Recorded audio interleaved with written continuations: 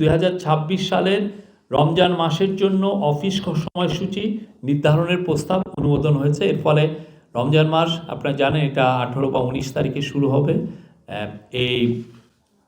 এর ফলে রমজানের যে ওয়ার্ক যেটা অফিস আওয়ারটা যেটা হবে 9টা থেকে 3:30 পর্যন্ত, আর দুপুরবেলায় 15 মিনিট থেকে 1:15 পর্যন্ত একটা পাবেন, নামাজের বিরতি পাবেন, জোহরের নামাজের বিরতি।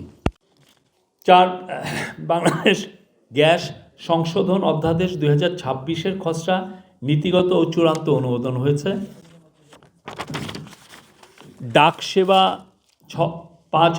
ডাকসেবা অধ্যাদেশ 2026-এর খসড়া নীতিগত ও চূড়ান্ত অনুমোদন হয়েছে।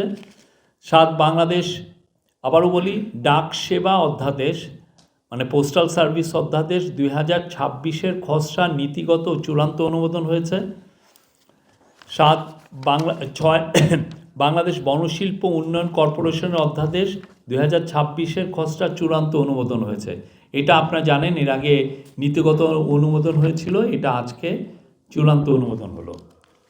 তারপরে বঙ্গবন্ধু জাতীয় কৃষি পুরস্কার ট্রাস্ট সংশোধন অধ্যাদেশ 2026-এর নীতিগত চূড়ান্ত অনুমোদন হয়েছে, এবং এর ফলে যেটা হবে এখন থেকে এই পুরস্কারটির নাম হবে জাতীয় কৃষি পুরস্কার, এটা চেঞ্জ হয়ে।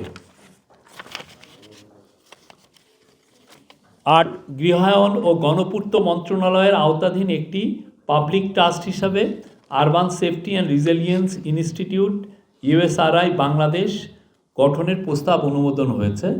এটা নামটা হয়তো বা সামনে চেঞ্জ হবে, বাট এটার যে প্রপোজালটা এটা অনুমোদিত হয়েছে। 10 হচ্ছে হিজরি 1447 2026 সালের রমজান মাসের জন্য অফিস সময়সূচি নির্ধারণের প্রস্তাব অনুমোদন হয়েছে। এর ফলে রমজান মাস আপনারা জানেন এটা 18 বা 19 তারিখে শুরু হবে।